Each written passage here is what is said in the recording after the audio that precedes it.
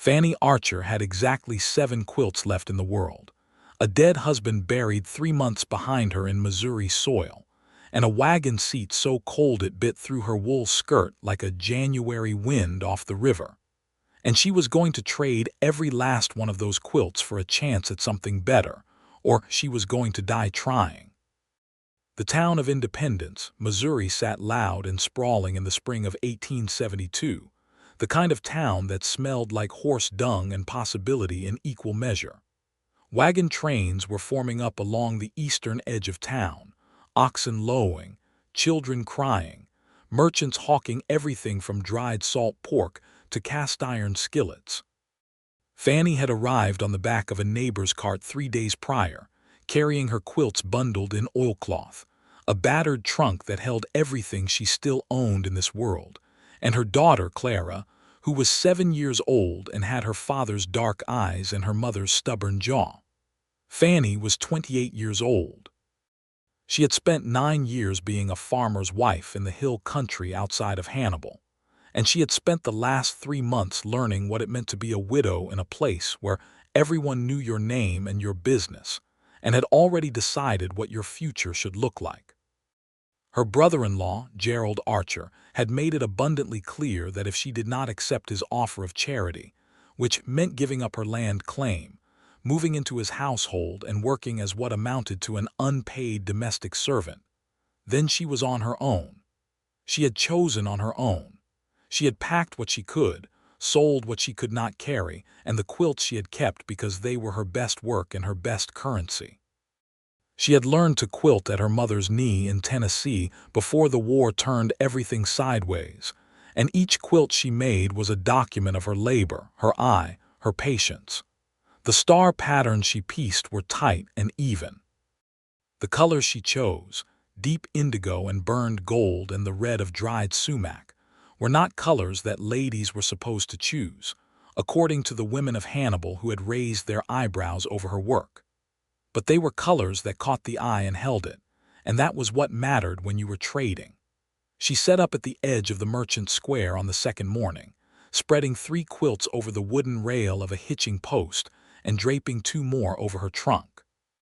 She had already sold the 6th quilt to a hotel keeper's wife, who had run her fingers over the stitching and offered $3 without haggling.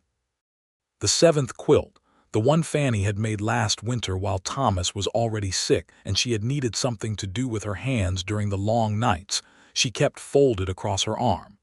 It was her finest piece, a double wedding ring pattern in blue and cream, every ring interlocking perfectly with the next. She had not been able to bring herself to show it yet. It felt like offering up a piece of her grief for public inspection. The morning passed busy. She sold the first quilt to a woman heading to Kansas with her husband and 4 sons, who paid $2.50 and looked like she needed the warmth more than she could afford it. Fannie gave her a discount she did not announce. The 2nd quilt went to a man buying for his mother, and he paid the full asking price of $3 without blinking, which made Fannie suspect she had priced it too low. The 3rd and 4th quilts drew interest but no immediate buyers, and Fannie stood in the thin spring sun with Clara sitting on the trunk beside her eating an apple, watching the great commotion of the square. Wagon masters were holding court. Scouts were telling stories to clusters of men who wanted to believe every word. A preacher was praying over a family's belongings with the particular fervor of a man who understood that prayer and practical preparation were both required on the trail west. Fannie watched it all and calculated. She needed enough money for passage on a wagon train, for food supplies for herself and Clara for the months it would take to reach Oregon, for the basic provisions that every immigrant needed. She had the $3 from the hotel keeper's wife, the $2.50 from the farm woman, the $3 from the dutiful son. She had $11 in coin she had brought from home. She needed considerably more. By mid-afternoon, she had sold the 3rd quilt to an older woman who said she was joining her daughter in Colorado and had admired the indigo star pattern with the kind of reverence that Fannie recognized as genuine. That was $3 more. The fourth quilt, the sunflower pattern in gold and brown, went just before sunset to a young couple who were newly married and heading to Nebraska, and they paid $2 between them, which was clearly everything they could spare, and Fannie took it without comment and wished them well. She was down to one quilt. The double wedding ring, still folded across her arm. She had enough money now for passage, but barely. She would have very little left for supplies, and supplies were not optional. You could not cross 800 miles of prairie and mountain with good intentions and a thin purse. She needed to get the best possible price for this last quilt, and she needed it to be enough to make the difference. The square was thinning now as evening came on. Fannie stood beside her trunk with Clara leaning against her hip, the little girl half asleep and heavy. She was about to gather her things and find their overnight spot at the edge of the immigrant camp when she heard boots on the packed earth behind her, deliberate steps, not hurried, the kind of walking that belongs to a man who is accustomed to covering ground. She turned. He was tall, a few inches over 6 feet, broad through the shoulders in the way that came from real work rather than performance. He wore a dark hat pushed back on his head, and a trail coat that had seen significant use, honest wear at the cuffs and elbows. His face was angular and sun-weathered, the kind of face that spent most of its time out of doors, with dark eyes that were currently fixed on the quilt in her arms with an expression of genuine attention.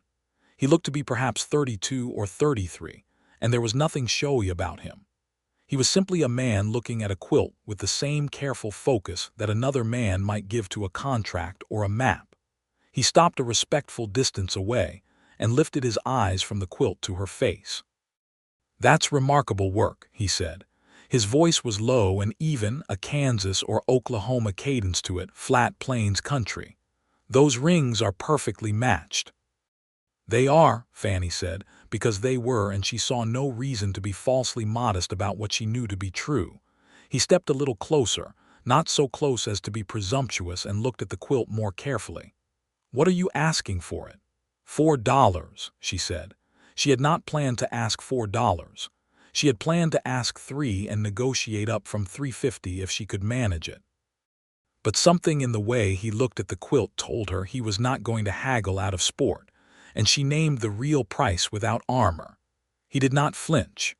He reached into his coat and produced a worn leather wallet and counted out $4 silver into his palm. Then he looked up at her and did not immediately hand the money over. "Where are you headed?" he asked. The question was simple enough, but Fannie felt something shift under it, something that had nothing to do with commerce. The question carried weight. It was not the question of a man making conversation. It was the question of a man who was actually curious about the answer. "Oregon," she said. "Willamette Valley."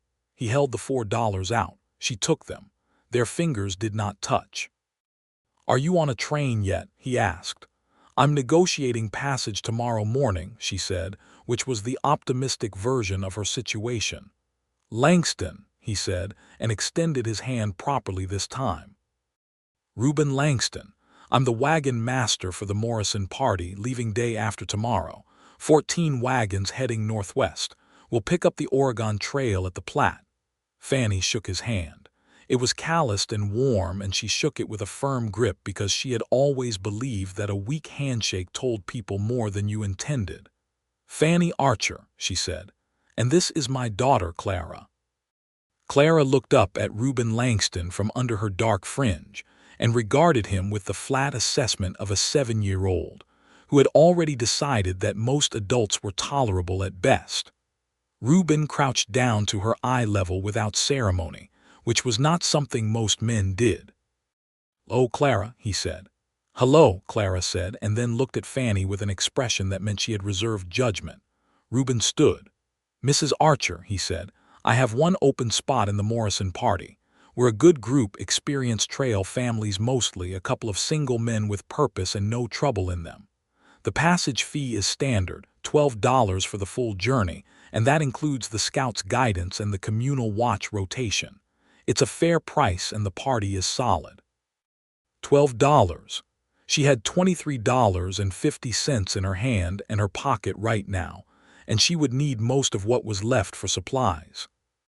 But $12 for passage on what sounded like a well-organized, experienced train was a better deal than some of what she had been quoted by less certain operators in the square. She looked at Reuben Langston and measured him the way she would measure a piece of fabric she was considering buying, looking for the quality of the weave, the honesty of the color. "What happened to the last person who had that spot?" she asked. He looked at her steadily. "Family changed their plans. Not anything that reflects on the train. Are you the guide as well as the wagon master?" "I am. 10 years on this trail. I know every water source and every bad crossing between here and the valley." "My wagon is a single horse and it is not a large one," she said. "Clara and I have one trunk and our supplies. We are not a burden." "I can see that," he said, without condescension, simply as an observation. Fannie made the decision in the time it took to draw a breath. "I'll take the spot," she said. "When do I bring the $12? "Tomorrow morning, the north end of the square. I'll be there from 7 o'clock. You'll sign the register and we'll go over the train rules." She nodded. He picked up the folded quilt from where she had laid it across her trunk in order to shake his hand, and he held it with more care than she had expected. "This is beautiful work," he said, and he meant it, and she could tell. She watched him walk back across the thinning square with her quilt tucked under his arm, and she stayed standing there a moment longer than was necessary, her hands still warm from the handshake, the $4 heavy and certain in her palm. "Mama," Clara said, tugging her sleeve. "I know," Fannie said. "Let us go eat supper." She did not sleep well that night. She lay in the tent she had erected at the edge of the immigrant camp, with Clara breathing soft and steady beside her, and she stared at the canvas overhead and thought about Thomas. She thought about him not with grief exactly, or not only grief, but with the complicated tenderness of someone examining a life they had shared for better and for worse and trying to understand what they owed to it now that it was finished. Thomas Archer had been a decent man. Not brilliant, not passionate, not particularly alive to the world in ways that had sometimes made Fannie feel that she was living alongside someone rather than truly with them, but decent and honest and not cruel. His death had been a hard death, pneumonia taking him fast in January, and she had nursed him through it with everything she had, and she had held his hand at the end, and she had meant it. But she was not going to bury herself beside him in Missouri. She was going to Oregon. She was awake before dawn, packed the tent efficiently, had Clara dressed and fed on salt crackers and dried apple before the sun had fully crested the horizon. By 7 o'clock she was at the north end of the square with her coin counted out and her spine straight. Reuben Langston was already there, standing at a canvas-covered table with a ledger open before him, talking to a heavy-set man in a checked jacket who turned out to be Samuel Morrison, the man who had organized the wagon party and who would be driving one of the lead wagons.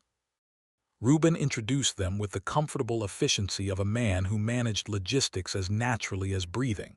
"Samuel, this is Fannie Archer, the last party member. Mrs. Archer, this is Samuel Morrison." Samuel Morrison shook her hand with a grin that showed several gold-capped teeth and an apparent genuine enthusiasm for new company. "Welcome, Mrs. Archer. Are you a good cook?" "Our last cook left us for a man in Topeka, and we have been eating my wife Dolores's biscuits, which I say with all the love in my heart are not biscuits so much as small geological features." Fannie said, "I can cook." "She says she can cook," Samuel announced to no one in particular, with the satisfaction of a man who had solved a problem. Reuben was watching her with a faint expression that might have been amusement, and he said nothing, which she appreciated. She paid her $12. He wrote her name in the ledger in a clear, careful hand. She looked at the other names on the page. 14 wagons, 23 people counting herself and Clara. She was the only single woman. She noted this without surprise, and set it aside as a fact to manage rather than a difficulty to dwell on. The train pulled out on the morning of April the 17th, 1872, and the sound of it was something Fannie had not anticipated. The groaning of the wagon wheels, the shouts of the drivers, the lowing of the oxen, the barking of 3 different dogs belonging to 3 different families. The particular high chaos of 23 people and their animals and their hopes all beginning to move in the same direction at the same time. Clara stood up on the seat beside Fannie and turned around to watch Independence recede behind them, her dark eyes very wide. "We are really going," Clara said. "We are really going," Fannie confirmed, and she shook the reins at her bay horse, whose name was Henry and who had a stubborn streak that she had learned to work with rather than against. The first week on the trail was the week in which everyone settled into the rhythm of the thing, or failed to.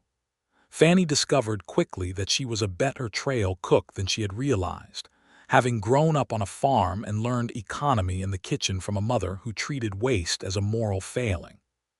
She cooked for herself and Clara, and gradually, without formal arrangement, began helping with the communal evening cooking that the Morrison party had instituted as a way of building group cohesion. She could make a good corn cake over an open fire, and she could stretch salt pork into something resembling a meal with dried beans, and whatever wild greens could be gathered at the day's end stops. Reuben rode the length of the train each day on a big roan horse he called Cannon, scouting ahead in the mornings and circling back in the afternoons, checking in with each wagon, making quiet corrections and adjustments with the air of someone who understood that leadership on the trail was mostly about prevention rather than spectacle. He had a way of appearing beside a wagon at exactly the moment when something was about to go wrong, and making a suggestion that resolved it before it became a crisis. She watched him do this with a fence-post axle that was working loose on the Morrison wagon, with a pair of oxen that two brothers named Haverford were mishandaging, with a young man named Pete Crawley who had been hired on as a helper, and who had a reckless streak that needed to be channeled rather than punished. He did not make a point of paying special attention to Fannie's wagon, which she noted. He checked on her with the same regularity and the same businesslike manner as he checked on everyone else. She appreciated this. She had been braced for either condescension, the assumption that a widow with a child traveling alone would need more managing than the others, or for a different kind of unwanted attention entirely. She got neither from him. What she got instead, gradually, was conversation. It started on the fourth evening when the train had made camp at a creek crossing west of the Kansas border, and the evening fire had burned down to coals, and most of the party had gone to their wagons. Fannie was still up because Clara had been fretful with a stomach complaint, and she had finally settled the child and stepped outside to breathe the night air. Reuben was sitting on an overturned crate at the edge of the camp, writing in what she assumed was the trail log, a small lamp on a rock beside him throwing a circle of yellow light over the page.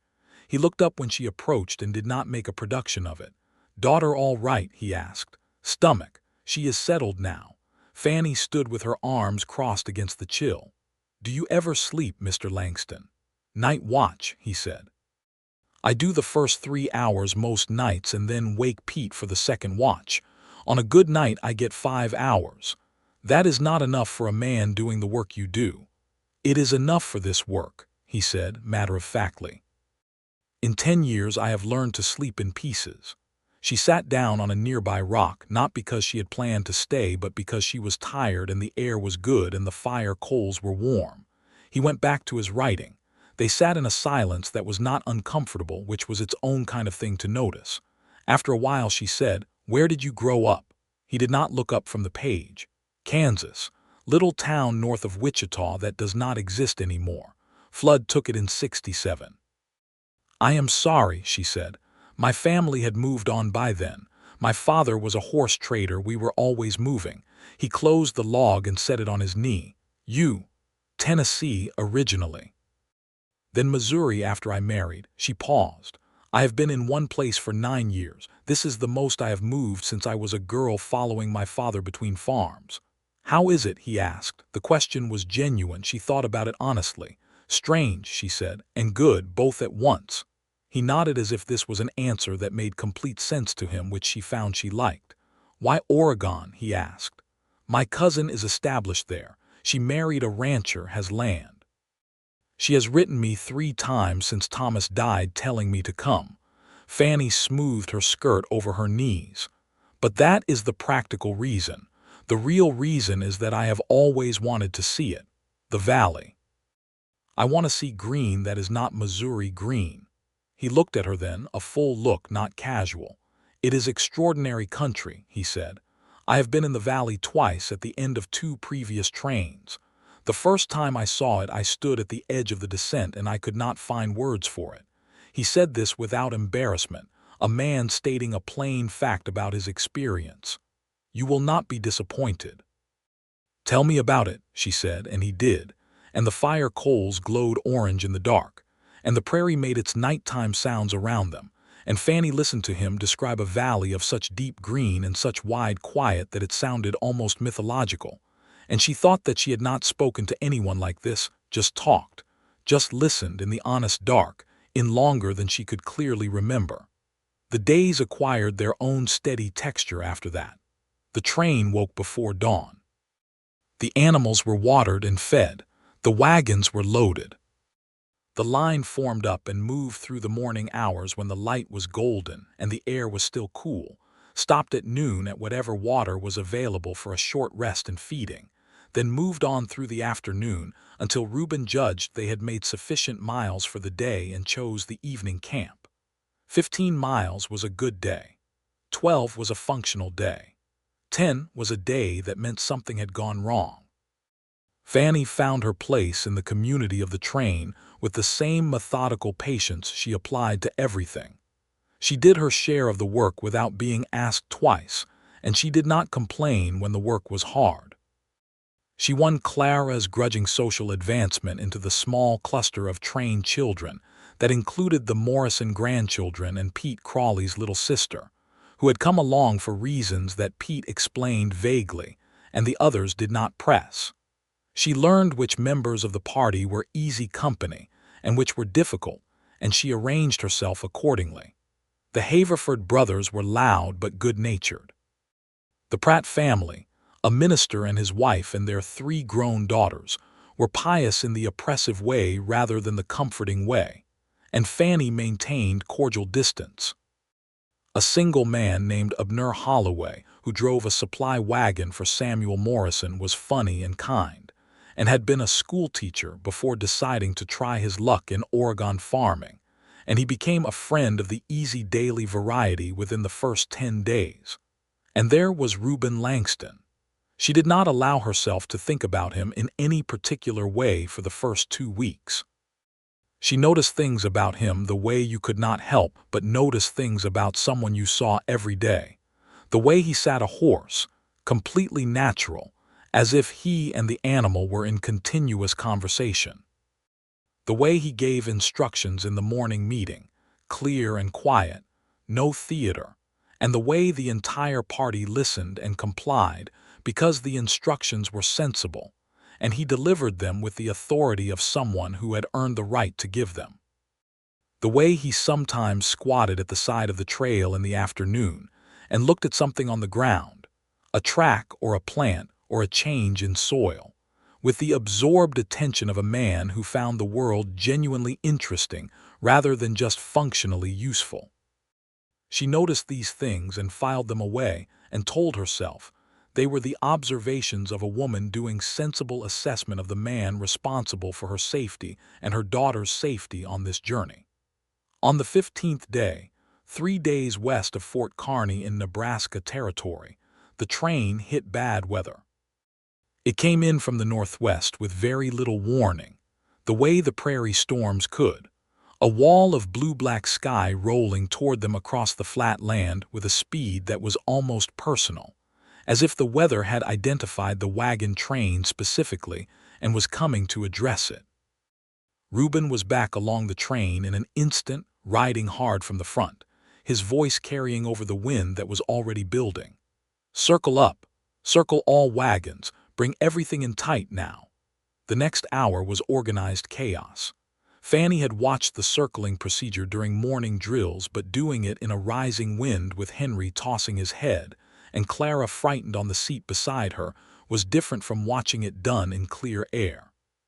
She followed the Morrison wagon in front of her with careful attention, and managed the arc of her turn correctly, and then set the brake and jumped down and started securing everything she could secure. Clara came down from the seat on her own, which was not something Fannie had asked her to do, and went immediately to Henry's head and held his bridle the way Fannie had taught her, speaking to the horse in the low, continuous murmur that seemed to genuinely calm him. The storm hit fully about 20 minutes after the circling, and it was a genuine plain storm, the kind that explained why the prairie looked the way it did. Rain horizontal and cold, lightning somewhere to the south, wind that had real strength to it and pulled at the wagon cover and rattled everything that was not tied down. Fannie got Clara into the wagon and secured the cover as best she could and sat in the dim, shaking interior listening to the rain hammer the canvas and thinking that she was not afraid, which surprised her a little. She was checking the rope on the cover when she heard Reuben's voice outside. "Mrs. Archer, how are you holding in there?" She put her head out. He was soaked through, rain running off the brim of his hat, checking the wheels on the far side of her wagon. "We are fine," she said. "The front peg on the left side of the cover is working loose." He came around and assessed it and hammered it back in with a rock from the ground, which was not elegant but effective. He looked up at her from under his dripping hat brim.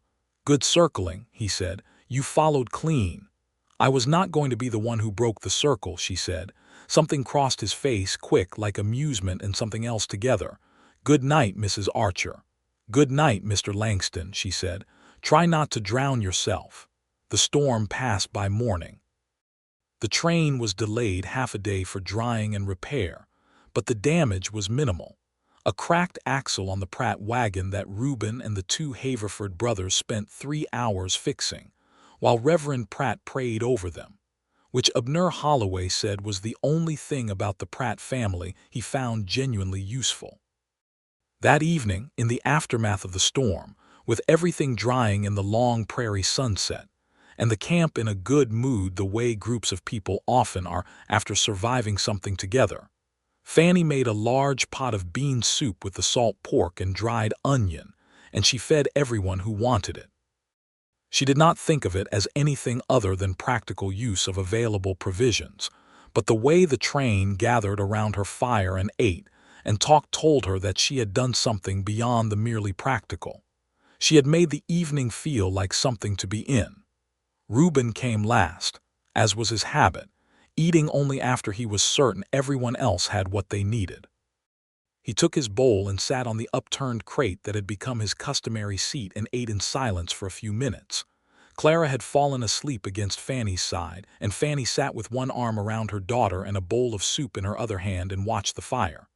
"I had a quilt like the one I bought from you," Reuben said unexpectedly. She looked at him. "What do you mean?" "My mother made one. Double wedding ring like yours, blues and creams." He was looking at the fire. "She made it when she married my father. She said it was the most patient thing she ever did." "It is patient work," Fannie said. "Every ring has to match the next one or it falls apart visually.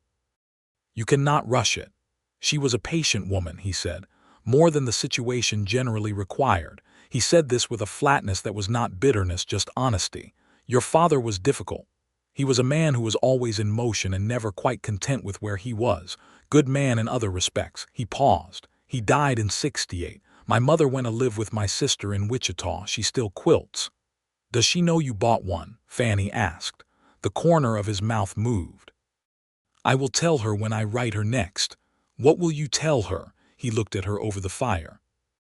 The light was doing something particular to his face, softening the weathered lines, and his dark eyes were clear and direct. "I have not decided yet," he said. She looked back at the fire and did not say anything to that, but she felt it, the particular warmth of something beginning, like the first sign that winter is yielding, uncertain and tentative and real. The days west of Fort Kearny settled into the long middle rhythm of the trail, where the landscape opened out into something so vast and so consistent that it became its own kind of music. The Platte River kept them company for weeks, a wide, shallow silver thread through the flat country, and Fannie found that she loved the prairie in a way she had not expected. She had come from hill country, from Missouri's broken, tree-heavy terrain, and the great openness of the Nebraska plains was a different language entirely, but she found herself learning it. The sky here was not something over you but something around you, and the light changed all day long in ways that were inexhaustible. She began to notice the flowers. She had always had a good eye for color, and the prairie in April and May was full of color, the blue-green of buffalo grass, the small yellow of buffalo bean blossoms, the pale lavender of prairie phlox. She found herself composing quilts in her head as she drove, matching colors to blocks, imagining patterns. She had no fabric with her for new work, but the habit of the eye was automatic. She mentioned this to Reuben one afternoon, when he had fallen in beside her wagon for the slow hour before the evening camp stop.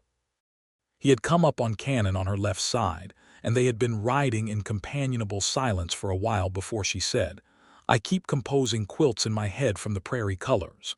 He glanced over at her with genuine interest. "What do you see?" "That blue-gray of the buffalo grass against the gold of the dry stalks from last year," she said.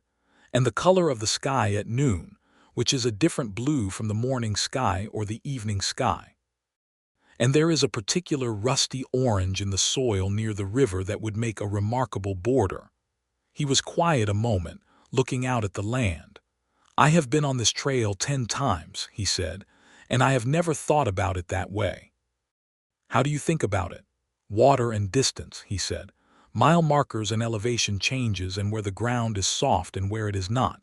The practical geography of it." He paused. "I suppose that is a different kind of seeing." "It is not a lesser one," she said. "Someone needs to see it that way, or we would all be very lost and very thirsty." He laughed. It was the first time she had heard him laugh, a genuine laugh, low and warm, and it changed his whole face. She found she very much wanted to hear it again. They were a month out from Independence when the train reached Chimney Rock, the extraordinary stone spire that rose out of the flat country like something from a fable. The entire party stopped and stared, including people who had been on the trail before and who apparently still found it arresting. Clara climbed down from the wagon without asking and walked toward it with both hands at her sides and her chin tipped up, and Fannie went with her. They stood at a respectful distance and looked up at it. The rock was warm-colored in the afternoon light, the pale buff of dried corn, and the sky behind it was very blue. "It is like a finger," Clara said. "It is," Fannie agreed. "What is it pointing at?" Fannie looked up. "West," she said. Reuben appeared beside them without fanfare, having left Cannon with the train. He stood on Clara's other side, and the three of them looked at the rock together. "Every emigrant that passes writes about this in their diaries," he said. "Every single one of them, even people who have not written a word about anything else since they left home." "Because it looks impossible," Fannie said. "How does it stand like that?" Softer rock eroded away over centuries, left the harder core. He looked down at Clara. "What do you think of it?" Clara considered the rock with her characteristic serious expression. "I think it was here before anyone was here to see it," she said, "and it will be here after, and it does not care what it looks like." Reuben looked at Fannie over Clara's head with an expression that she read clearly. "Your daughter is remarkable." Fannie smiled and looked back at the rock, and something in her chest felt light and warm and complicated.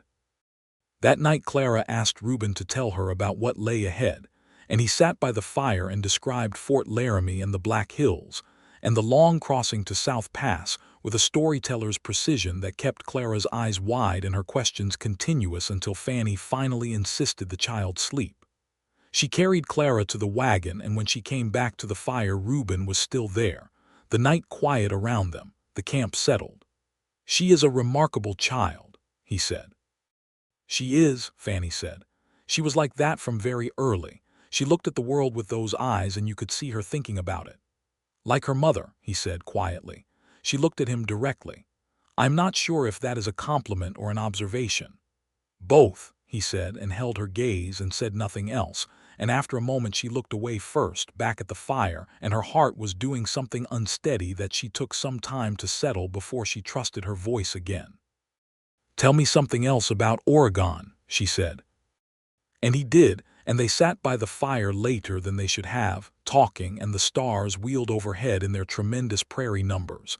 And Fanny thought that she had not known a man who talked to her the way this one did, as if her thoughts were interesting and her observations mattered and her silence was worth sitting in. She thought about Thomas. She thought, I am not being disloyal. Thomas would have told her to go west. Thomas had always known she was larger than the life they had managed to build together, not cruelly, just as a fact between them, a thing they did not often name but both understood. She thought, it has been 4 months, which is not very long. She thought, I am not in a hurry. And then she thought about Reuben Langston's laugh, low and warm, and the way he had looked at her over Clara's head at Chimney Rock. She went to her wagon and she did not sleep for a while. Fort Laramie came at the end of June, and it was a genuine occasion. The fort was a place of resupply and rest, and a kind of civilization that had been absent for weeks, and the Morrison party spent 3 days there with a relief that even the most experienced trail travelers felt in their bones. There were fresh vegetables available from the fort's garden, which was an almost emotional experience for people who had been eating dried provisions for 2 months. There was a working blacksmith and a dry goods store, and even a small lending library of battered volumes that had been accumulated by the fort's garrison over years. Fanny bought flour and sugar and dried fruit, and after a moment of internal debate, a small amount of fabric from the dry goods store, a piece of deep blue cotton and a piece of rust-red flannel, both remnants, both inexpensive because she could not help herself. She rolled them together and tied them with string and put them in her trunk with the feeling of someone retrieving a piece of their own self that had been temporarily mislaid. On the second evening at Fort Laramie, the garrison hosted a small social evening for the immigrant trains currently stopped there, which amounted to fiddle music in the courtyard, and a punch made of something enthusiastic enough to suggest the garrison's cook had a flexible relationship with the concept of moderation. Fanny wore her best dress, the dark green wool that she had packed with some idea of social occasions, and that she had not yet had occasion to use, and she put her hair up properly for the first time in weeks. She was standing at the edge of the courtyard with Abner Holloway and a woman from one of the other trains, named Mrs. Becht, when Reuben found her. He had made an attempt at grooming that she found touching, the dark coat brushed, his hat in his hand rather than on his head. He looked at her dress and then at her face and then apparently remembered where he was. "Mrs. Archer," he said, "you look well this evening." "Thank you, Mr. Langston," she said. "You look like a man who found a comb." Abner Holloway made a sound that might have been a laugh suppressed with considerable effort. Reuben's expression held a moment before the corner of his mouth moved. "Would you like to dance?" he asked. She had not expected the directness of it, and she felt the surprise move through her before she answered. "Yes," she said, "I would." The fiddle player was a corporal from Kentucky who played with the particular sweet melancholy of hill country music, and the dancing was not formal but was genuine, couples and families moving in a rough reel in the dust of the courtyard. Reuben danced with the same quality he did everything else, attentively, without unnecessary display, and he was good enough at it that she had to recalibrate her assessment of him slightly. He held her at the proper distance, but his hand on her back was certain and warm, and she was very aware of it. "You dance well," she said, because it was true.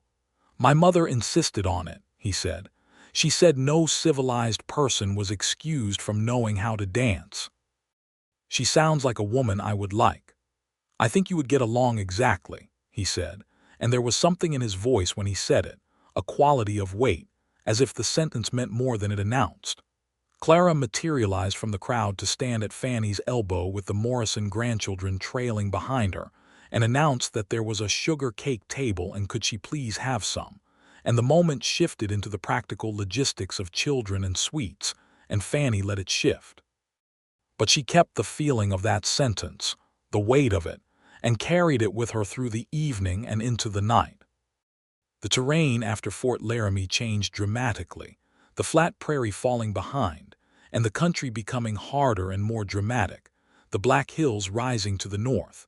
The trail climbing steadily toward south passed through land that was beautiful in the way that difficult things are beautiful. Red rock formations caught the morning light and glowed like coals. Wild elk stood at a creek crossing and watched the wagon train pass with magnificent indifference. Fannie had begun sewing in the evenings with her small piece of blue cotton and her rust flannel, cutting carefully, piecing what she could by firelight.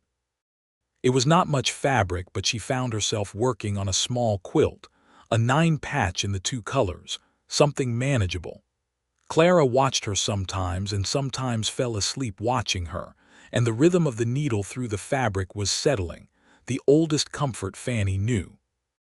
One evening, about a week out of Fort Laramie, Reuben came to her fire and saw what she was doing and sat down across from her without asking, which meant he had stopped asking in the formal sense and had started simply arriving, which she had noticed and not discouraged. He watched her work for a few minutes. "Can I ask what it is going to be?" he said. "A small pieced quilt for Clara," she said. "She needs something of her own that is from this journey, something she can say she watched being made on the trail." He was quiet for a moment. "That is a good thought." She glanced up from the fabric. In the firelight his face was open in a way it was not always during the day when the trail demanded a kind of professional containment. He looked, she thought, like someone who had something to say and was deciding how to say it. She waited. "Fannie," he said. It was the first time he had used her given name. He appeared to notice this himself, because he stopped, and the firelight caught something uncertain in his expression. "Mrs. Archer. I want to say something, and I want to say it plainly because I do not know another way." She set the fabric down in her lap and gave him her full attention. Clara was asleep in the wagon. The camp was quiet. The fire made its small sounds. "I have been a wagon master for 10 years, he said, "and I have not once in those 10 years made what is happening between us on this train. I have been careful about it because I understand what it means when a woman is traveling alone and needs passage, and a man in authority gives her special attention. I want you to know that I understand that, and I am not that kind of man." "I know you are not," she said, and she meant it. "But I have also been honest with myself that what I feel when I talk to you in the evenings is something different from what I have felt about anyone in a long time." He was looking at the fire, not at her, and she could see the effort of the plainness, the way this kind of speech cost him. "I am not asking anything of you. I am just telling you honestly because I think you deserve honest speech and not a game of indirection." Fannie looked at him for a long moment. The fire was low and warm. The stars above the open country were tremendous. She thought about everything she had brought with her from Missouri, the grief and the determination and the $4 and the folded quilt, and she thought about what she was making on this trail day by day, choice by choice. "Reuben," she said, using his name carefully and with intention, and watching the effect it had on him, the slight still quality that came over him. "I have been honest with myself about the same thing." She picked up the fabric again and made a stitch before she continued, because she was Fannie Archer and she did not stop working while she talked. "I am not a woman who rushes into anything. I am a widow of only 4 months, and I think that matters, and I am going to continue thinking it matters. But I am also not a fool, and I am not going to pretend that I do not feel the thing I feel." He looked at her then fully, and she looked back. "So we are honest with each other," he said. "So we are honest with each other," she agreed. "And we let the trail determine the pace of things," he said, with the faintest trace of that warm, particular smile. "The trail," she said, "and my judgment." "Of course," he said. They sat by the fire for another hour, and the conversation was the same as it always was, easy and interesting and particular to them, and everything had shifted a fraction, and everything was also exactly as it had been, and it was the right kind of shift, the kind that happens when something true is finally named between 2 people, and the naming makes it solid rather than threatening. South Pass came in the middle of July, the great wide saddle in the Continental Divide that was the technical summit of the Oregon Trail crossing, and Reuben announced it to the party that morning with the same matter-of-fact tone he announced everything.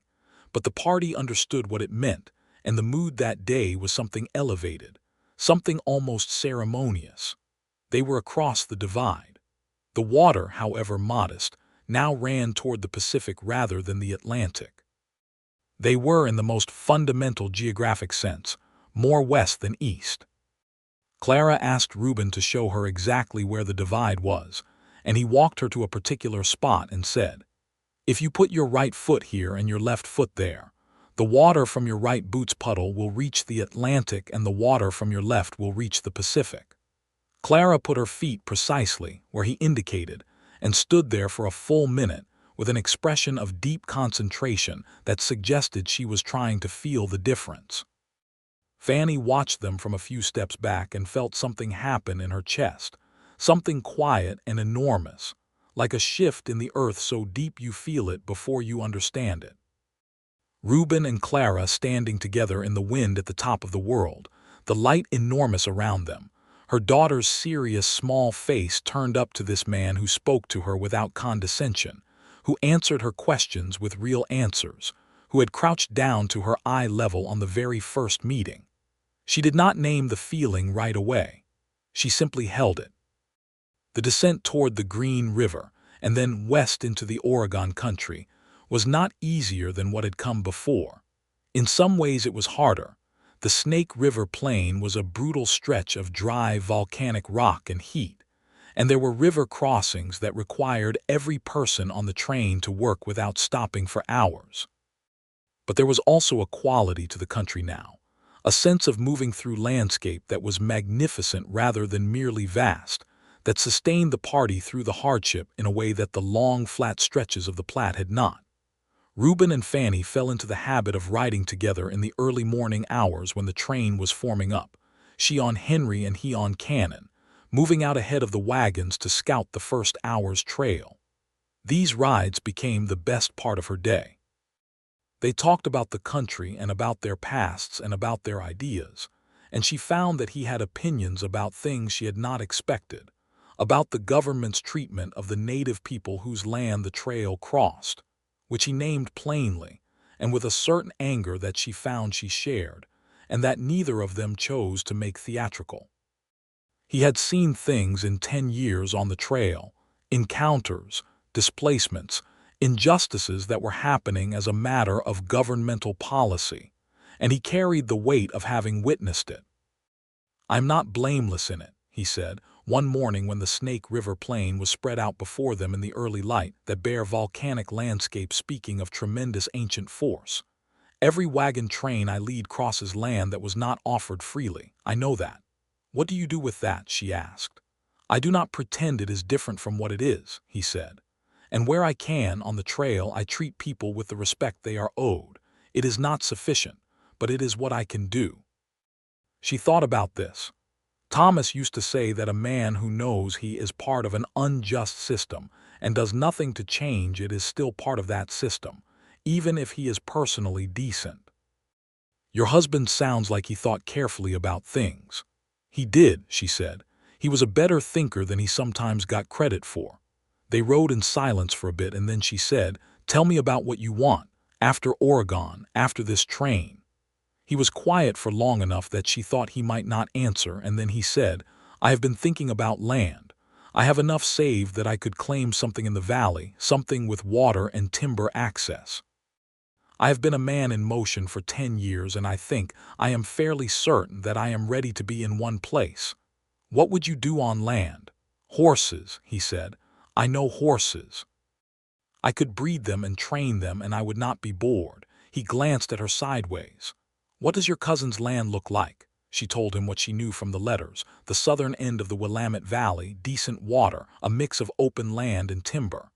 "There is good country in that area," he said carefully, as if he was saying something that had more than topographic weight to it.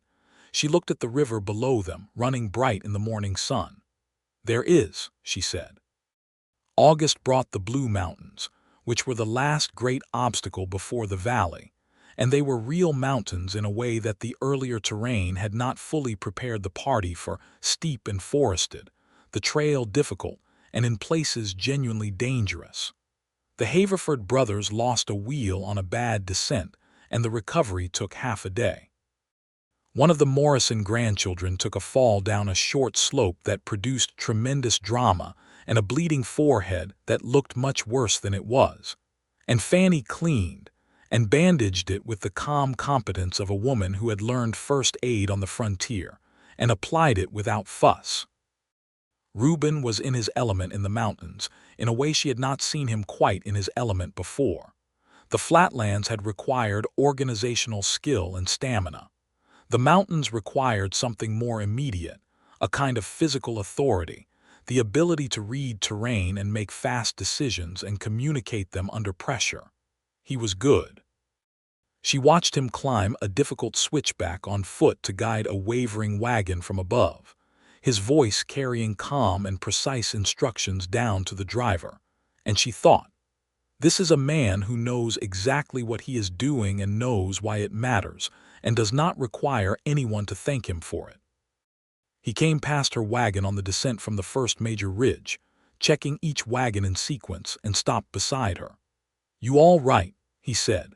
His face was wet with exertion, hat pushed back, coat open.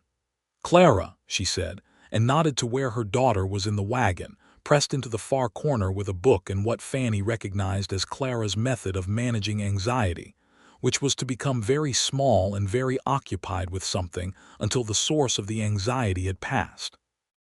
Reuben leaned up and looked in.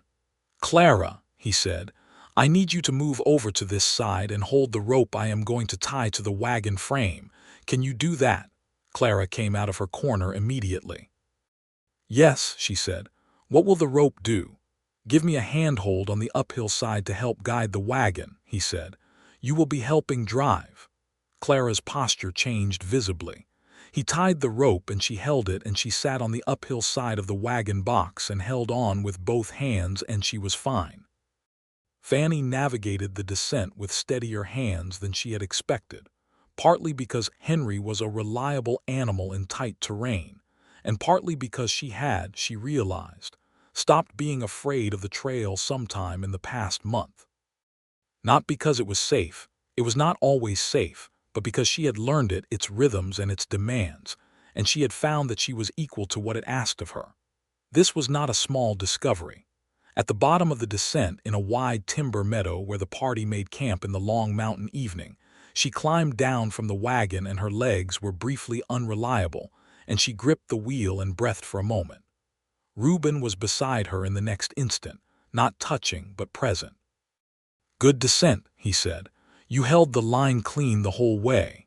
She looked up at him and said, without entirely planning to, "I am very glad you bought that quilt."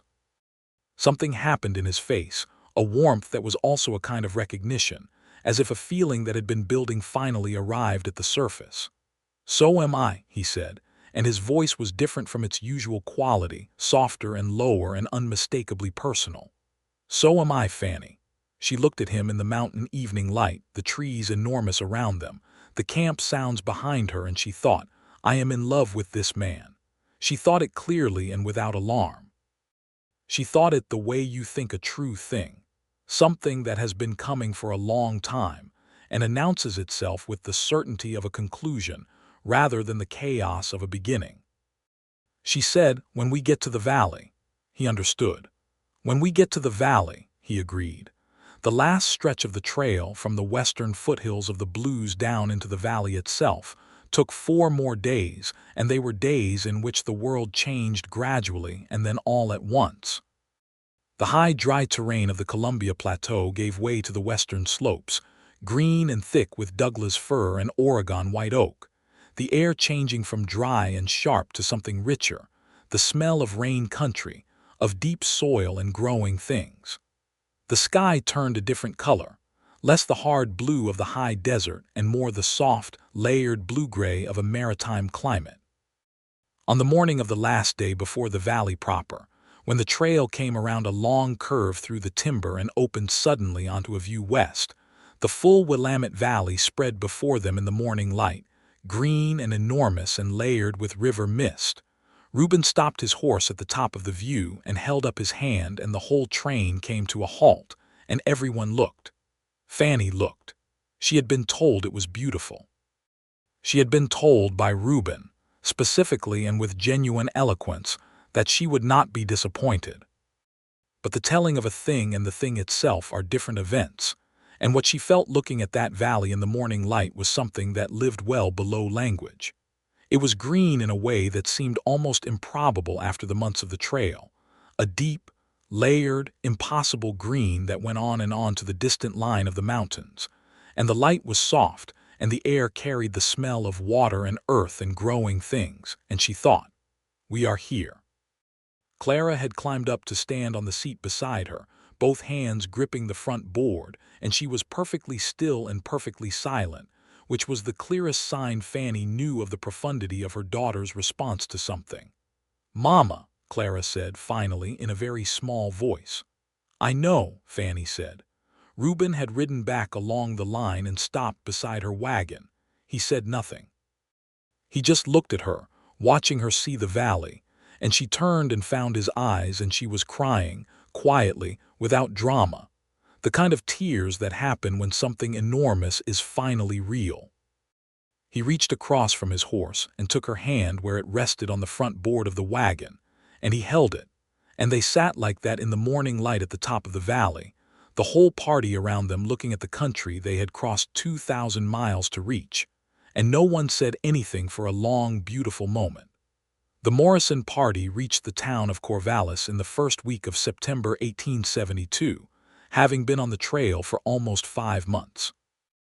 The arrival was its own kind of ceremony, the wagons rolling down the main street of a small but genuine town, people watching from storefronts, children running alongside the wagons, the Morrison party waving and grinning with the exultant exhaustion of people who had done the thing they set out to do. There were embraces and practical business in equal measure. The party began to distribute to their various destinations. The Morrison family had land already claimed north of town. The Haverford brothers had arranged to meet a cousin in Salem. Abner Holloway had a teaching position arranged at the new school outside of Corvallis, which he had set up by letter months before leaving Missouri. The Pratt family departed with the contained satisfaction of people who had prayed for success and considered the outcome confirmatory. Fannie sent word to her cousin, Ellen Marsh, whose land was 20 miles south of Corvallis in the valley's farmland. A messenger rode out that afternoon and came back the next morning with Ellen herself, who arrived in a wagon driven by her husband James and who seized Fannie in both arms and held her for a long moment without speaking, and Clara stood at Fannie's side with the look of someone meeting family she had heard about but never known, wide-eyed and slightly wary. Ellen pulled back and looked at Fannie's face. "You look different," she said. "I am different," Fannie said simply. "You look strong," Ellen said, and there was something in her voice that was part approval and part relief, as if she had been worried about the person who would arrive and found someone better than she had feared. Fannie introduced Clara, and Ellen immediately spoke to Clara directly and seriously, which was the right instinct, and Clara's wariness relaxed a fraction. James Marsh was a big, quiet man who shook hands with the emphasis of someone who used his hands for everything, and shook Clara's hand as seriously as an adult's, which earned him Clara's approval instantly. That first evening, before anything was decided, Fannie found Reuben at the edge of the Corvallis livery, where he was settling the Morrison party's communal livestock into temporary pens. The Morrison train's formal journey was complete. He was no longer the wagon master leading a train. He was simply a man at the end of a job. She came and stood beside him at the fence where he was watching the horses settle into the paddock. Henry was among them, the bay horse companionably nudging Reuben's roan. "My cousin is here," she said. "I know, I saw her arrive. He was looking at the horses. Good people. Yes, her husband James seems solid. Good." He was quiet for a moment. "Will you go south with them tomorrow?" "I was going to," she said, "but I have a different question first." He turned from the fence to look at her. The evening light was the valley's particular long golden light, rich and warm, nothing like the prairie light or the mountain light, its own thing entirely. "What is your question?" he said. "What is your plan?" she asked. "Now that the train is done." He looked at her for a moment, steady and unhurried. "I had thought," he said, "to ride south and look at the land in the lower valley, see if there is anything worth claiming." A pause. 20 miles south of Corvallis, I have been told, is good country." Fannie felt the warmth of it, bright and certain as the valley light. "That is a coincidence," she said. "It is not a coincidence," he said quietly. She laughed, and it came out freer than she expected, fuller than the careful, measured laugh she had been giving the world for the past months of widow's propriety. He heard it, and something eased in his expression, and he smiled, a real smile, full and warm. "Fannie," he said, "I need to say some things clearly." "Say them," she said. "I know it has been 5 months since Thomas died. I know that is not long. I am not a man who is going to rush you past anything that matters." He held her gaze with those steady dark eyes. "But I came across 2,000 miles of country with you, and I know what I know. I know that when I am not talking to you, I am thinking about talking to you. And when I am looking at something remarkable, I am thinking about whether you are seeing it too. And when Clara says something, I am looking for you to share it with. And I know that this valley," he made a small gesture toward the green enormity of it around them, "is the most beautiful thing I have ever seen, and I want to see it from the same piece of land as you." She let the words settle. She felt them in her chest, each one, real and particular, not the language of a man performing feeling, but of a man who was unused to speaking feeling directly, and was doing it anyway because she had asked him to be honest, and because he was not going to offer her anything other than his true self. "I am going to my cousin's for a few weeks," she said. "I need to understand the land and the situation down there, and what is available and what I can afford to build toward." She took a slow breath. "And then I think you should come and look at the land near the Marsh property." "I intend to," he said. "And while you are there," she said carefully, "you should have supper with us, regularly. If you are going to be in the area." "I would like that very much," he said. "And we will see," she said, "slowly, properly." "Slowly," he agreed, "properly," and the way he said it was not reluctant. It was the agreement of a man who understood that the most important things are worth doing at the right pace. She put her hand out, and he took it, and they shook hands the way they had shaken hands in Independence, Missouri, on a market morning that felt like it belonged to a different lifetime, except that this time she did not let go immediately, and neither did he. And the warm certainty of his hand was something she had been carrying with her since April, and she understood now that she had known, even then, that it would come to this. Ellen Marsh's property was 22 miles south of Corvallis in a bowl of valley land, with a creek running along the west edge, and timber rising on the hills behind. The farmhouse was substantial by frontier standards, 2 rooms with a sleeping loft, a real barn, a kitchen garden that Ellen had been building for 4 years. It was not comfortable in the soft way that a settled Eastern house was comfortable, but it was solid and alive, and the land around it was the kind of land that made you understand immediately why people had crossed 2,000 miles to get here. Fannie and Clara arrived with the Marshes and were established in the smaller room with 2 rope beds and a good quilt on each. And for the first time in 5 months, Fannie slept in a stationary space and woke to sunlight through a window rather than through canvas. She lay still for a long moment after waking and listened to the valley sounds, bird song and the creek and the far sound of cattle, and she thought, "I am here." The first 2 weeks were full of the practical work of learning a new place. She helped Ellen with the harvest of the kitchen garden, putting up preserves and drying herbs with the methodical industry that both women had been raised to. She helped James with the mending of a fence line that had weathered badly, because she could drive a post, and she did not see why she should pretend otherwise. She and Clara explored the property boundaries and the creek and the timber edge, and Clara found a spring in the hillside that James said he had not known about, which earned her a level of adult regard she found deeply satisfying. Fannie wrote letters. She wrote to Thomas's sister, not Gerald's wife, with whom she had genuine affection, telling her they had arrived safely. She wrote to Abner Holloway, who she suspected might become a long-term correspondent of the pleasant variety. She wrote to Reuben's mother in Wichita, which she had not entirely planned to do, but found herself doing one evening with a clarity of intention that surprised her. She wrote that she had traveled with Reuben's train across the whole of the Oregon Trail, and that he was the finest wagon master and the most decent man she had encountered on the road, and that he had mentioned his mother quilted, and that she was a quilter herself, and that she thought they might have something to say to each other on that subject. She sealed the letter and addressed it and felt satisfied. Reuben appeared at the Marsh property on a Tuesday in the middle of September, riding Cannon and leading a pack horse with his gear. He came down the farm road in the afternoon light-looking, she thought, like something out of the valley itself, easy on the horse, coat open to the mild weather, that familiar dark hat, and she was in the kitchen garden cutting late tomatoes when she heard him, and she stood up and turned, and they looked at each other across the farmyard. "Hello," he said. "Hello," she said. "You found us." "Not difficult," he said. "The Marsh property is known in Corvallis."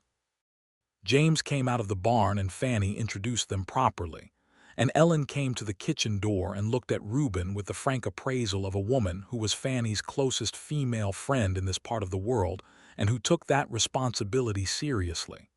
Whatever she saw apparently satisfied her because she said, "Supper is at 6 o'clock, Mr. Langston, and you are welcome to it," which was Ellen's way of saying, "You may proceed."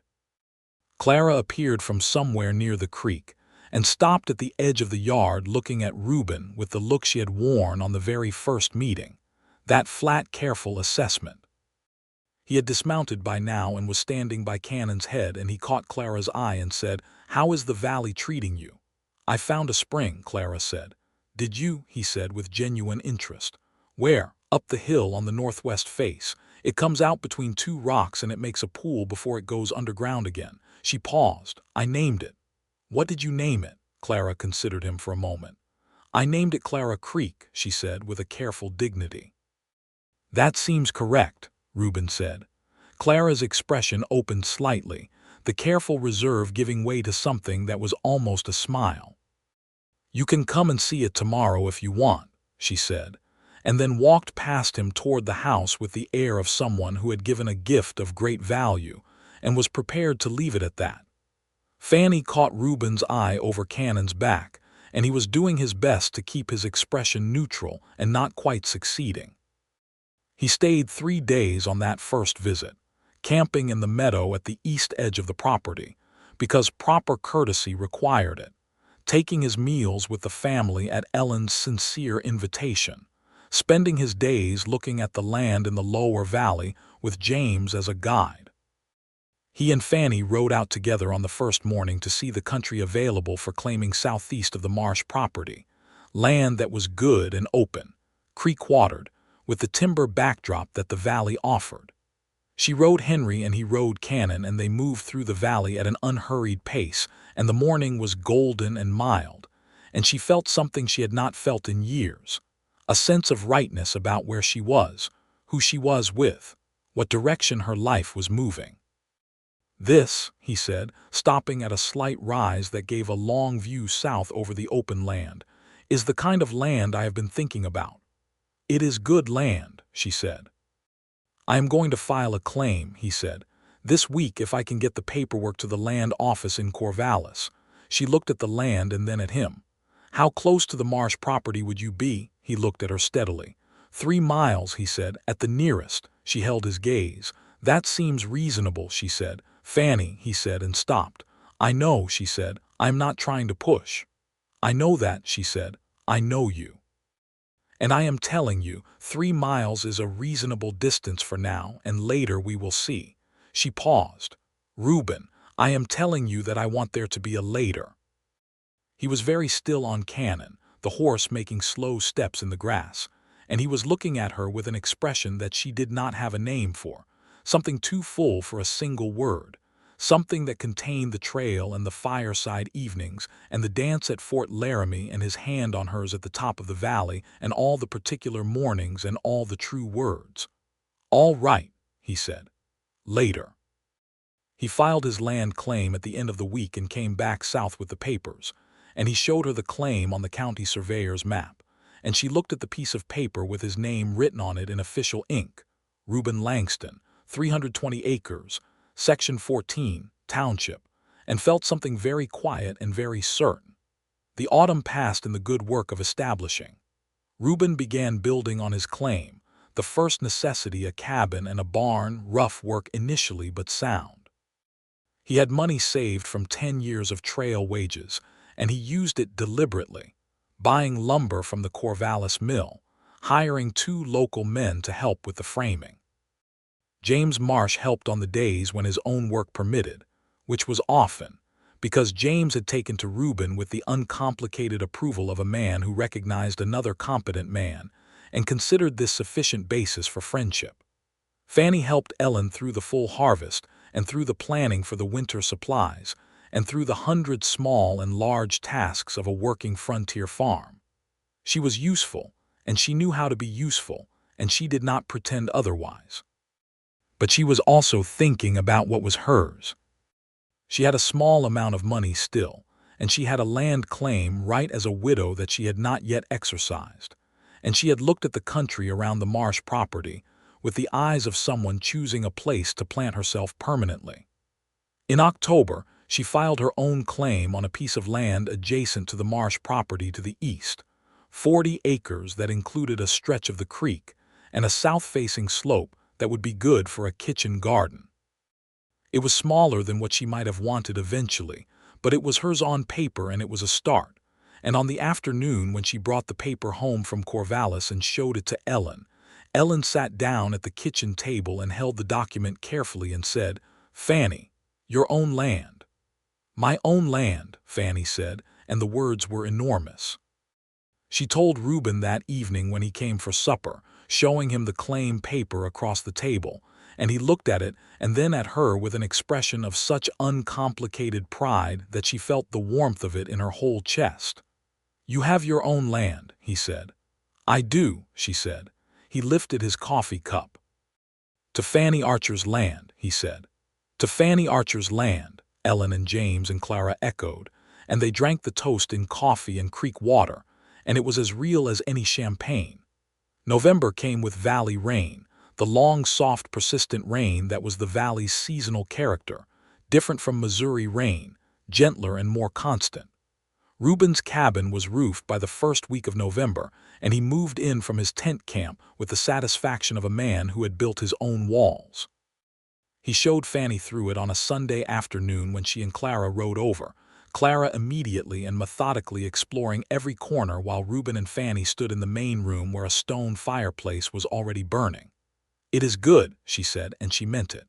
The work was clean and the walls were true and the fireplace drew properly. "You built this with your own hands." "Mostly," he said. "James and the 2 Corvallis men helped with the framing, but most of the interior work is mine." She ran her hand along the edge of the fireplace mantel, feeling the quality of the stone fitting. "You have good hands," she said. "You have told me that before," he said. "The first time I shook one," she said. "I noticed." He turned toward her in the firelight. Outside, the valley rain was tapping on the new roof and Clara's footsteps were audible in the back room, and the fire was warm and the cabin smelled of fresh wood and stone and the particular good smell of a just-built thing. "Fannie," he said very quietly. She looked at him. The firelight was doing what firelight does to a man's face, making the hard lines softer, bringing the warmth in the eyes to the surface. "I have something I want to ask you," he said, "and I have been waiting until I was sure I was asking it for the right reasons and not just because the trail is over and the valley is beautiful and it would be easy to confuse the end of something hard with the beginning of something good. Those things are not mutually exclusive," she said. "No," he said. "They are not." He took a breath. "I am sure. That is what I have been checking, and I am sure. What I feel about you is not about the trail or the valley or the end of hardship. It is about you, about talking to you, about the way you move through the world, about your hands on that quilt that I bought because I could not buy it." He paused. About Clara, who told me this morning that she has been thinking about naming the spring something other than Clara Creek because she has decided it is not a creek, it is a spring, and therefore it needs a different name. Fannie laughed at that, soft and genuine.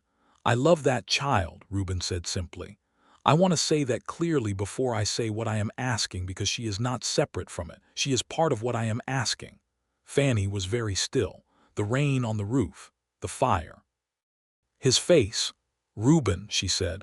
Will you marry me, he said. Not right away, not if you need more time, I mean that. But I am asking you officially and honestly. Fannie Archer, will you be my wife?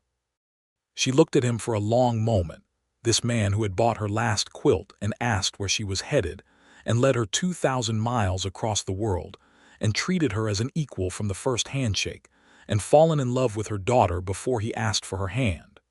She thought about Thomas, and she let him be in the room too, his honest, decent memory, the 9 years of a life lived as well as she could live it. She was not betraying that by saying what she was about to say. She was continuing, which was what the living were supposed to do. Yes, she said, I will marry you. He exhaled, a long, quiet breath, and something in his posture shifted, a tension she had not fully realized he was carrying releasing all at once. He took both her hands in his. Yes, she said again, because it felt good to say, and she was not a woman who left important words half said. He kissed her then for the first time, and it was warm and certain and unhurried, and outside the valley rain came down on the new roof of his new cabin, and from the back room Clara's voice said, quite distinctly, I knew it. Fannie pulled back from the kiss and turned her head toward the back room and said, Clara Archer. Clara appeared in the doorway with an expression of perfect innocence.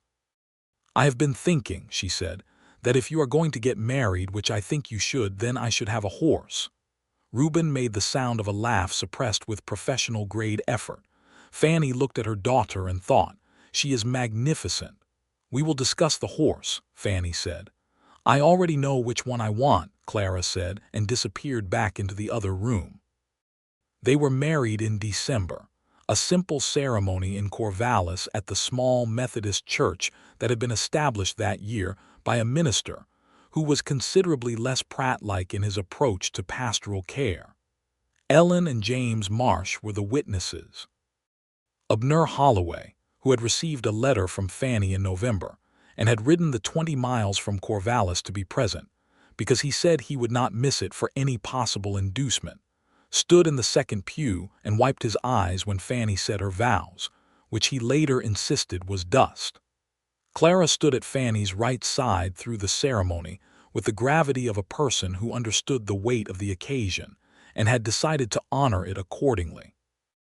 Reuben had, before the ceremony, presented her formally with a bay-end white pony named Biscuit, which he had bought from a horse trader in Corvallis, and which was exactly the pony Clara had described to him in what she had apparently imagined was a private conversation. She had looked at the pony and then at him with an expression that, for once in her life, she could not quite contain into composure. You listened, she said. I always listen, he said.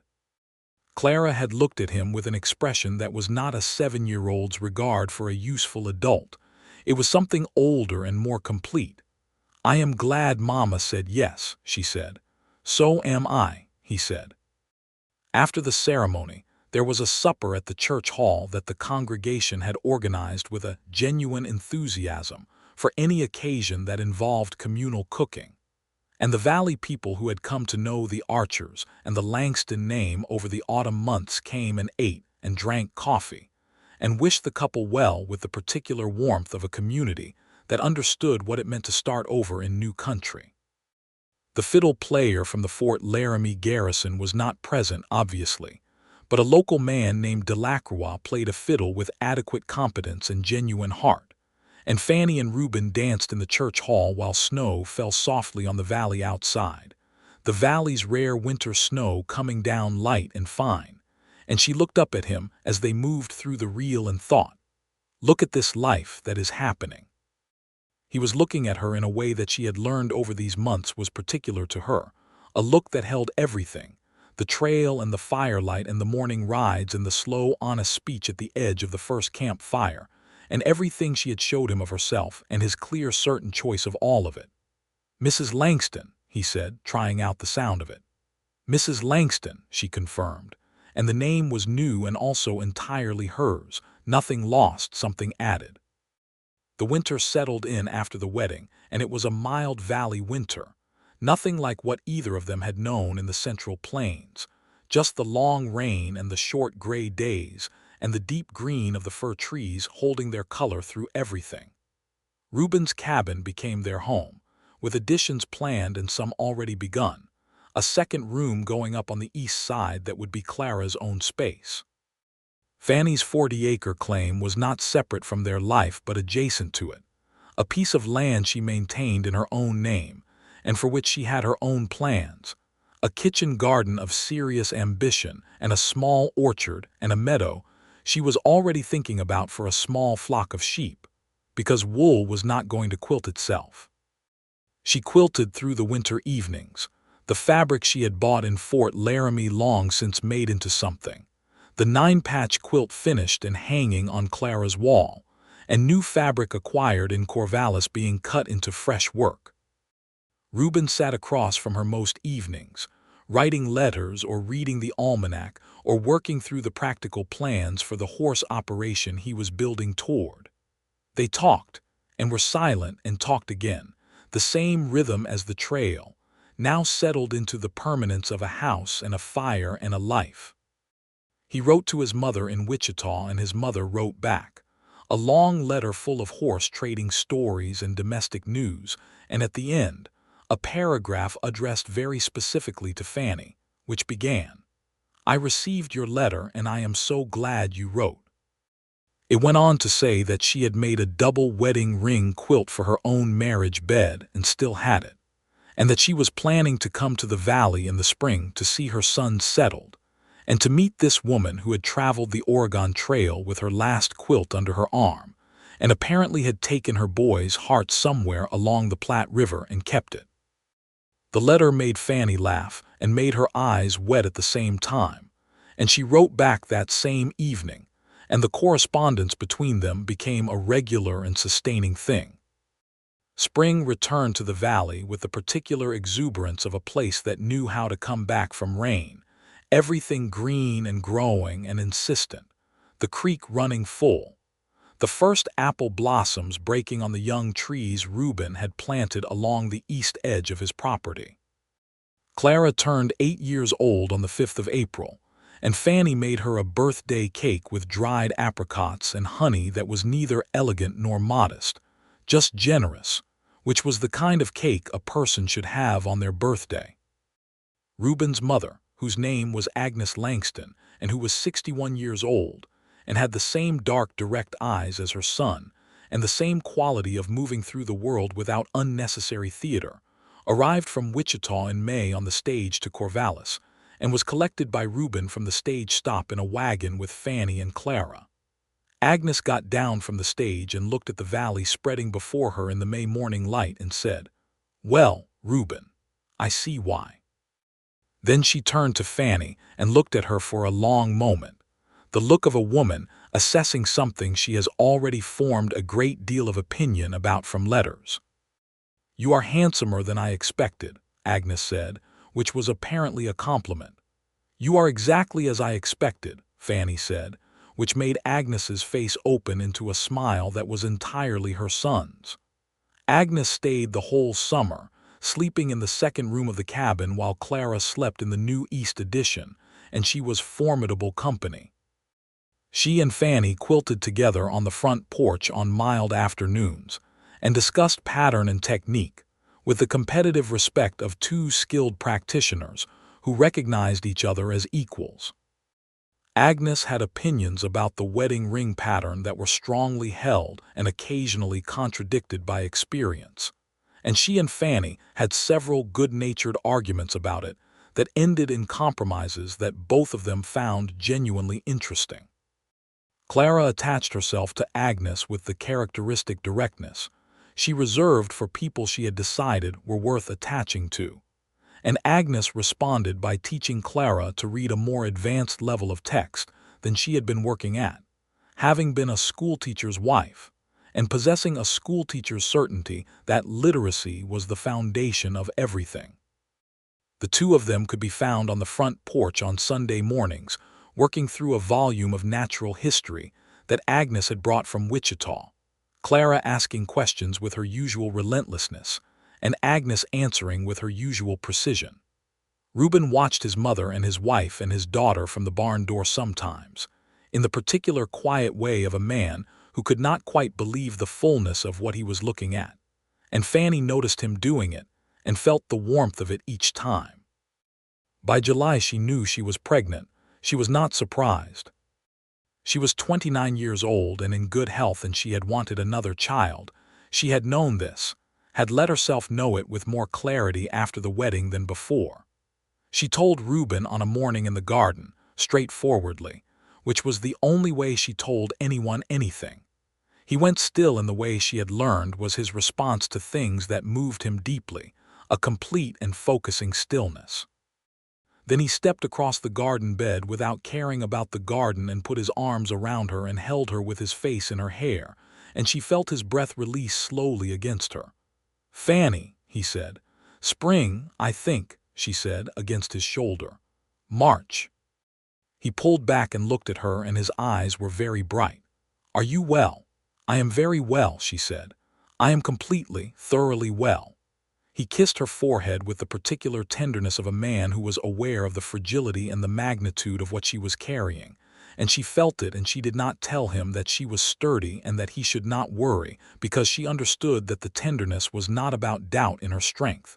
It was about love. She let it be love. Agnes's response, when Fannie told her that evening, was to stand up from the supper table and embrace her daughter-in-law with a genuineness that left no room for anything formal, and then to sit back down and say, "Well, the wedding ring quilt I brought is going to the baby's bed, and I will not be argued with on that." No one argued. Clara told the following morning with the direct honesty that Fannie had always applied to her daughter, sat with the information for a full minute before she said, "Will the baby share my room?" "Not at first," Fannie said. "Babies are very loud." "I know," Clara said. "I remember Thomas Martin's baby sister from Missouri. She was extremely loud." She paused. "I will help, though. I am good at helping." "You are the best," Fannie said, and meant it completely. Agnes stayed until August and then returned to Wichita with the express intention of coming back in the winter in time for the baby, and she said this as a plan, not a hope, which was how Agnes dealt with the things she intended. Reuben drove her to the stage in Corvallis, and Fannie and Clara rode along, and they saw her onto the stage with the mingled feeling of bidding farewell to someone who had become entirely woven into the fabric of the household. "Write me," Agnes said to Fannie through the stage window. "Every week," Fannie said. "And tell Reuben to stop worrying about the north pasture fence. The soil there is just wet, it will dry." "I will tell him," Fannie said. "And you," Agnes pointed at Clara, "keep reading the natural history. Next spring we are doing botany. The valley has remarkable flora." "I will be ready," Clara said, with the absolute certainty of someone who was already planning. The stage pulled away, and the three of them stood on the Corvallis street watching it go. Reuben with his hands in his pockets and his shoulder against Fannie's, Clara between them, and the valley town moved around them in its September business. And it was an ordinary morning, which was the best kind of morning, Fannie thought, the kind where you were exactly where you meant to be. The autumn work was good. The horse operation was taking its first real shape, Reuben having acquired 3 mares with good bloodlines from a rancher south of them, and one a stallion that he talked about with a reverence that Clara said was more expressive than the way he talked about anything else, which was only slightly true. The breeding program would take years to fully develop, but the bones of it were sound and the horses were beautiful, and Fannie found that she loved watching him with the animals, the same quality of whole attention that he brought to everything, that absolute presence. Her kitchen garden had produced beyond what she had hoped for the first year, and she put up preserves and dried herbs and stored root vegetables in the cold cellar, with the satisfaction of someone who had planted and tended, and now held the results in her hands. The orchard would not produce for another 2 or 3 years, but the trees were established and healthy, and she walked the rows sometimes and touched the bark and thought about the person she would be when she picked the first apples from her own trees. She was quilting a new piece through the autumn, a large one, a pattern of her own design that used the colors she had been composing in her head since the prairie, the blue-gray of buffalo grass and the gold of dry stalks and the rusty orange she had seen in the Nebraska soil. She was working it slowly and with great attention, every seam true, every point meeting as it should, and it was her best work. She was making it for their bed. One evening in October, with the fire warm and the rain on the roof and Clara asleep, and the valley settled into its autumn dark, Reuben came and sat beside her on the bench where she quilted and watched her work for a while. She was used to this, the familiar quality of his attention, and she worked without comment and he watched without comment and the fire made its sounds. "Do you remember," he said after a while, "when I bought the quilt in Independence?" "Vividly," she said. "You told me the price without armor," he said. "I noticed that. Most people selling something armor the price first." "I was not interested in games," she said. "I needed the money and the quilt was worth what I asked." "You looked at me," he said, "like you were assessing the weave of something." She looked up from her work. "I was." "What did you find?" She held his gaze. "Honest weave," she said, "tight and true." He was quiet a moment, and when I asked where you were headed, "I thought," she said carefully, working the needle through and pulling the thread smooth, "that it was not a commercial question." "It was not," he said. "I know." She looked at the quilt in her hands, the prairie colors she had been carrying in her head since April, now resolved into something permanent, something she could lay over them on a cold valley night and look at and know. This came from all of it, the grief and the courage and the 2,000 miles and the $4 and the man who bought the last quilt and asked where she was headed. "I know," she said again, softer. He put his hand over hers where it rested on the fabric, his calloused, warm, certain hand, and she turned her hand over, and their fingers interlaced with the ease of long familiarity. "I asked because I needed to know," he said. "I saw you standing there with that quilt, and I bought it because it was extraordinary work, and I bought it because I could not find a good reason not to start a conversation with the woman who made it." "I know," she said, for the third time, smiling now. "And you told me Oregon, and you told me you had a spot on the train." "I did," he said. "I did have a spot, and I am not sorry." "Neither am I," she said, "not for a single mile of it." He leaned over and kissed her temple, and she leaned against him for a moment, needle still in her hand, the quilt warm across their laps, and outside the valley was dark and wet and full and permanent, and everything that had needed to happen had happened, and everything that needed to be resolved was resolved, and there was this. His shoulder warm under her cheek, the fire, the baby growing quiet and present in her body, Clara asleep in the east room dreaming whatever dreams a daughter dreamed in the valley she had crossed a continent to reach, and 2,000 miles of trail behind them, and all the green years of this valley ahead. Agnes arrived back in December, as she had promised, traveling this time with a neighbor's party rather than alone and arriving in considerably better spirits than any stagecoach journey generally produced. And she took up residence in the second room again, with the air of someone returning to their proper post. She had brought with her the wedding ring quilt she had promised, blues and creams worn soft by years, and she spread it over the small cedar chest she had helped Reuben build for the baby's bed, with a proprietary satisfaction that no one was inclined to challenge. The baby came in March, as Fannie had calculated, on a Tuesday morning when the valley was just starting its spring turn, the first wildflowers visible on the south-facing slopes, and the creek running high and bright with snowmelt from the mountains. It was a straightforward birth, attended by the Corvallis midwife and Agnes and Ellen Marsh, who had ridden up in the pre-dawn with a basket of food and a calm that Fannie found bracing.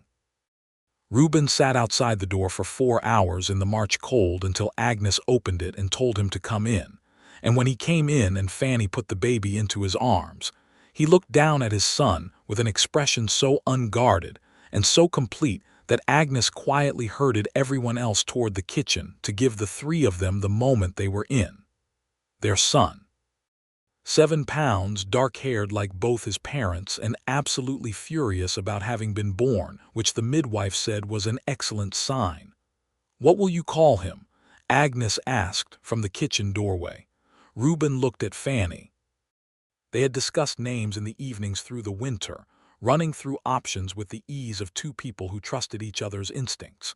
She had a name in mind and had told him. "Thomas," Fannie said. "Thomas Reuben Langston."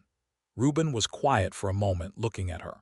She held his gaze and said it plainly because she wanted it to be plain, without apology or complexity, just the true thing. She was naming her son for both the men who mattered, the one who had come before and the one who was here.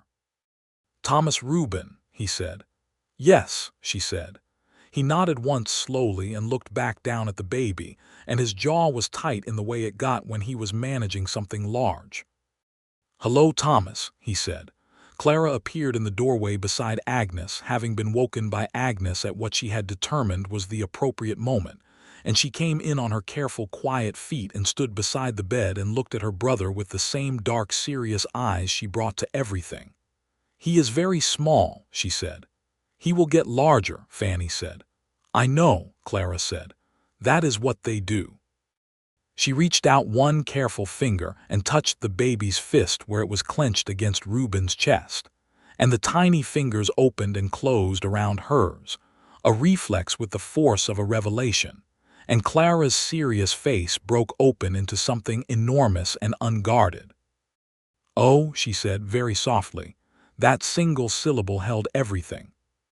By the following summer, Thomas was sitting up and looking at the world with the focused intensity of someone taking extensive notes, and Clara had appointed herself his primary educational consultant, and could be found most mornings reading to him from the natural history volume Agnes had left behind, the baby drooling amiably, and Clara's voice moving through the names of valley plants with the authority of someone who had earned the information. Biscuit the pony had proven to be exactly the horse Clara had wanted, a reliable and spirited trail companion that Clara had learned to ride with a confidence that came from genuine skill rather than luck, and she rode the fence line of both properties on Saturdays with the proprietary air of someone who knew every inch of the land. Reuben's horse operation was finding its footing, 3 mares in foal that spring, the breeding program developing the logic that a breeding program needed. He had sold 2 yearlings at a good price to a rancher south of them, and reinvested the money in a better barn and additional pasture fencing, the slow capital-building work of a man who was thinking in years and decades, who was building something meant to last. Fannie's orchard had not yet produced. It would not for another year, but it was beautiful, the trees in their rows with the spring blossoms on them, and she walked it in the evenings when Thomas was settled and Reuben was doing the last check of the horses, and she thought about the seasons of patience required and did not mind them. She had always been a patient woman when the thing she was being patient about was worth waiting for. She finished the Prairie quilt in June of that second spring, the last stitches going in on a Tuesday evening while Thomas slept on a blanket on the floor beside her, and the valley light came long and gold through the west window. She spread it across the bed and stepped back and looked at it. All those colors she had composed in her head across the Nebraska prairie, the blue-gray and the gold and the rusty orange, resolved now into something permanent and beautiful and wholly hers. Reuben came in from the barn and stopped in the doorway and looked at it. "Fannie," he said. "I know," she said. "It is extraordinary." "It is the trail," she said. "All of it. Everything I saw and everything I felt and everything that happened between Independence and here." He came and stood beside her and they looked at it together. The quilt on the bed in the cabin he had built with his own hands on the land he had claimed in this valley. And outside the property ran green and open in the June light, and the horses moved in the pasture, and somewhere Clara was calling to Biscuit in the way she had, half command and half conversation, and Thomas made a small, inquiring sound from his blanket on the floor. Reuben put his arm around her and she leaned against him, and the quilt lay across the bed like a map of everything they had traveled to get here. "I am so glad," she said, "that I had one quilt left." "I am glad I saw it from across a market square," he said, "and that you had priced it at $4. "I had meant to ask 3, she said. "I would have paid 6, he said. She laughed, and it was the full free laugh she had found on the trail, the laugh that had started coming back to her when everything else had started coming back. And he smiled with his whole face the way she had made him smile since somewhere west of Chimney Rock. And Thomas on his blanket apparently found the sound appealing because he made a sound of his own. And in the doorway Clara appeared with Biscuit's halter still in her hand and said, "What is funny?" "Everything," Fannie said. Clara considered this with her characteristic assessment. "That is not a specific enough answer," she said. "Come here," Fannie said, "and I will show you the finished quilt, and that will be more specific." Clara came in and stood beside her parents and looked at the quilt with the same attention she brought to everything worth looking at, her dark eyes moving over the pattern and the colors, and she said, "These are the Prairie colors." "Yes," Fannie said. "How do you know?" "I remember them," Clara said simply. "From the trail. I remember watching you look at things on the drive, and I thought you were making something in your head." She tilted her face up. "You were." "I was," Fannie said. Clara looked at the quilt for another moment. "It is beautiful," she said, with the finality of a conclusion rendered. "It should be on the bed." "It is on the bed," Reuben said. "Good," Clara said, and turned and walked back outside to return to whatever she had been doing, halter still in hand, entirely herself. Reuben and Fannie stood alone in the cabin in the June light with the quilt on the bed, and all the years ahead of them. The years of the orchard coming into fruit, and the horses multiplying and Thomas growing into himself, and Clara becoming whatever extraordinary person she was going to be, and Agnes's letters arriving every 2 weeks from Wichita full of opinions, and horse trading news and botanical observations. The years of this valley and this land and this life that had begun with a widow standing in a market square in Independence with her last quilt in her arms and a man who looked at it with true attention and asked where she was headed. West, she had said. Here. She had meant here. She turned her face up to Reuben, and he kissed her in the cabin they had built together. In the valley they had crossed a continent to reach, and everything was exactly as it should be. Everything was fully and completely resolved. Everything had arrived at the place it was always traveling toward, and the quilt lay bright and true across the bed with all its miles stitched into it. And outside the valley was deep and green and entirely, permanently, beautifully theirs.